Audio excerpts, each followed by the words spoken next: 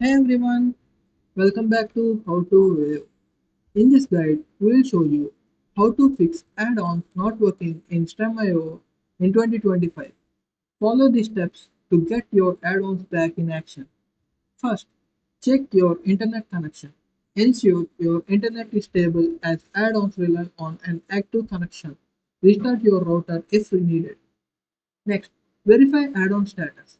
Open the add-on catalog in Stremio to ensure the add-on is properly installed and enabled.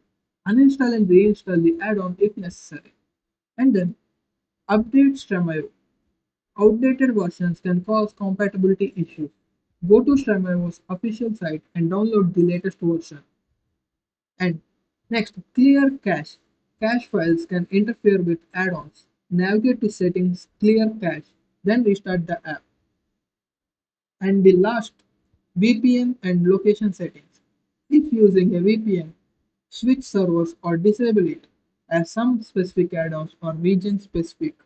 If none of these steps work, consider reaching out to Shamivo support for further assistance. Thank you for watching How to Web. Like, share and subscribe for more fixes and tips.